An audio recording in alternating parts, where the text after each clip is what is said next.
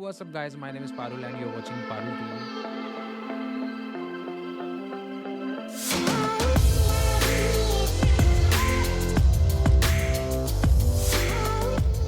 तो हाँ जी दोस्तों, आज की वीडियो में हम बात करने जा रहे हैं अबाउट 2023 इन कनाडा।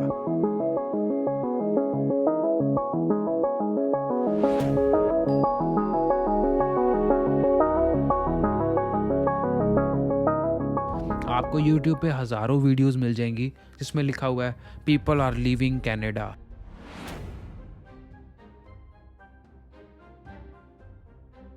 हम कनाडा छोड़ के जा रहे हैं 2023 में। जी दुनिया ख़त्म हो रही है, कनाडा के अंदर इकॉनमी सड़क के ऊपर आ गई है। बहुत सारे आपको ऐसे वीडियोस मिल जाएंगे, राइट। हम देख रहे हैं आजकल जो भी सोशल मीडिया पे चल रहा है।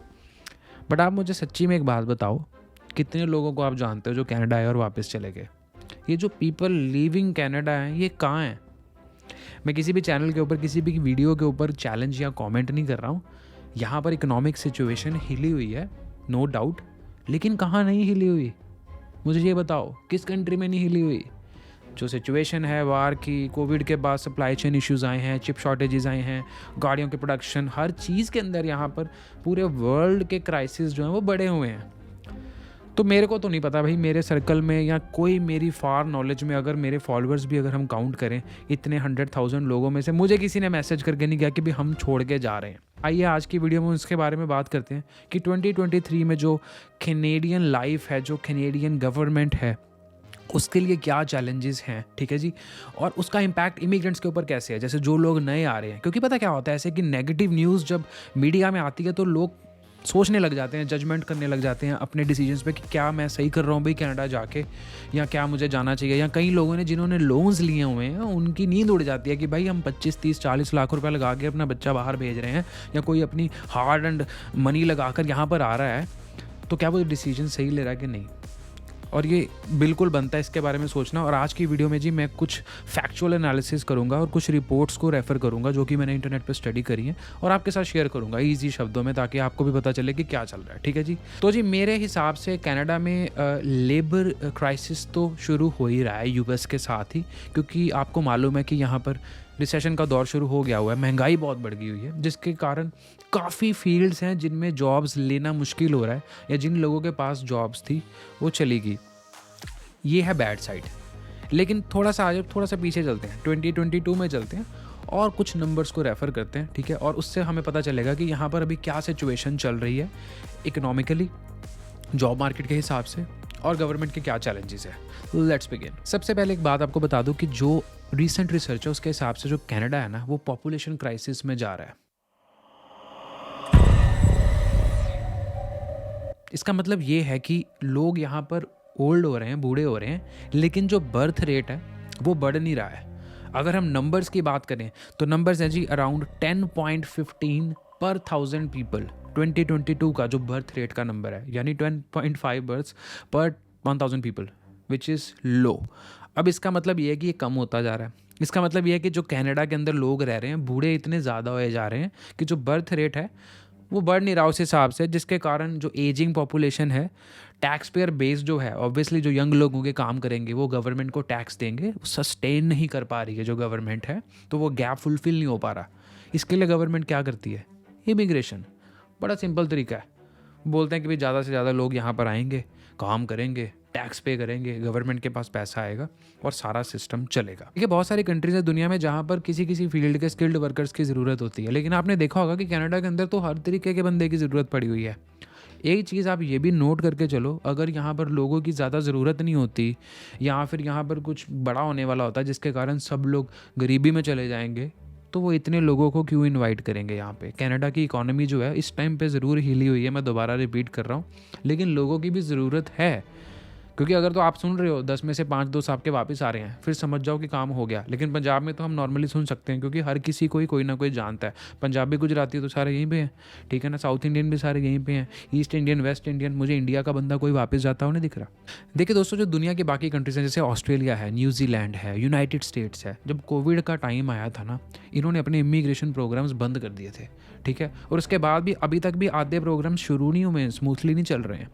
लेकिन आप देखो कनाडा का तो उल्टा सिस्टम है, उन्होंने तो अनाउंसमेंट कर दी कि हम 4,50,000 पता नहीं 5 लाख बंदा जो है और इमिग्रेंट यहाँ पर इनवाइट कर रहे हैं। क्यों कर रहे हैं वो, आप सोचो। ऐसे खाली बैठे हुए उनके मन में थोड़ी आ गया कि वो कर रहे हैं।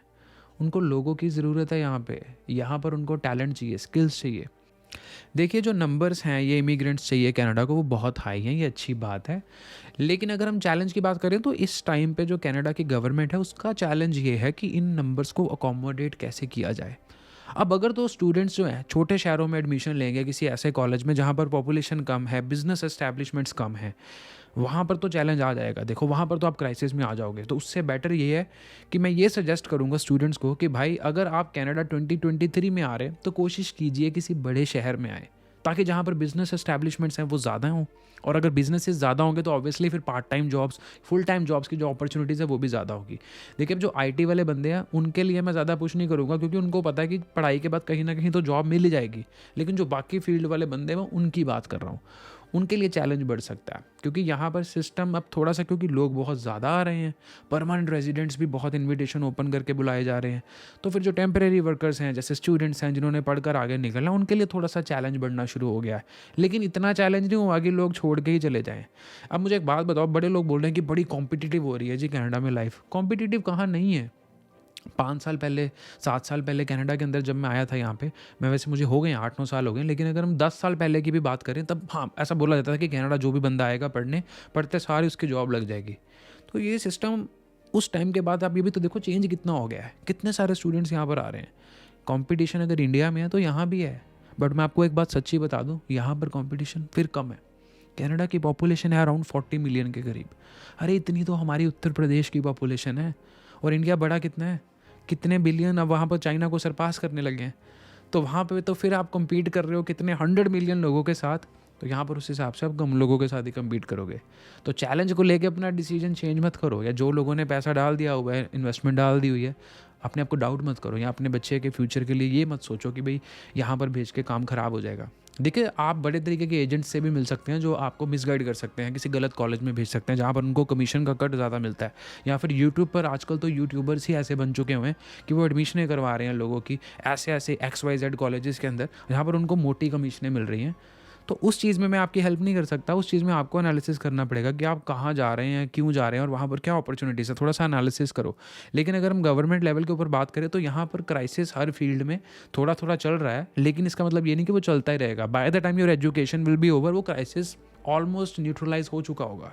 जैसे हाउसिंग की मार्केट इस टाइम पे मेस्ड अप हो रखी हुई है, इंटरेस्ट रेट बहुत ऊपर जा चुके हुए हैं, तो वो बोला जा रहा है कि भी 1-2 साल लगते हैं, जब मार्केट रिसेशन में आती है तो रिकवर हो जाती है। तो अगर आप अभी पढ़ने आ भी रहे हो, जब तक आप ग्रेजुएट होगे थिंग्स विल काम डाउन, उस हिसाब से सोचो। बात करते हैं जी एक और इंपॉर्टेंट पॉइंट के बारे में। स्टूडेंट सेक्टर को थोड़ा मैं साइड में रखता हूँ और बात करता हूँ परमानेंट रेजिडेंट्स की।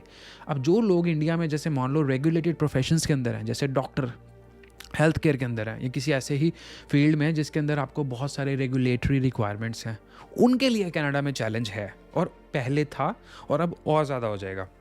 क्योंकि आप ये सोचो कि कनाडा के अंदर जब भी कोई बंदा पीआर लेके आएगा, एक तो वैसे थोड़ी सी जॉब मार्केट हिली हुई है, ऊपर से कुछ ऐसे प्रोफेशंस हैं जिनके अंदर घुसने के लिए जान लग जाती है। जैसे अगर किसी बंदे ने MBBS करी हुई है इंडिया में, या डॉक्टरी का कुछ भी, हेल्थ केयर का कुछ ऐसा किया हुआ है, या नर्सिंग का कुछ किया हुआ है, तो उनके लिए चैलेंज हो जाता है थोड़ा सा डिफ़िकल्ट घुसना इंडिया से पढ़ने के बाद यहाँ डायरेक्ट जॉब लेने में, क्योंकि यहाँ पर 100 पंगे या स्यापे बोल लो पंजाबी में, ये चीज़ें होती हैं। तो उन लोगों को शायद चैलेंज आएगा, उनको और जॉब शायद करनी पड़ेगी, क्योंकि यहाँ का सिस्टम बहुत टाइट है और ये गवर्नमेंट को समझना चाहिए। और मुझे लगता है कि उसके ऊपर काम चल रहा है और इसका भी सोल्यूशन जल्द आएगा। बट हाँ 2023 जी उन लोगों के लिए टफ़ है।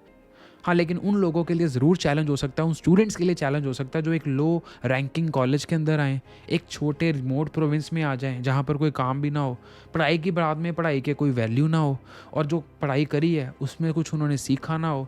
देखो अगर आप ऐसे तरीके का पाथ वे चूज़ करेंगे तो फिर आपके लिए चैलेंज होगा ही होगा।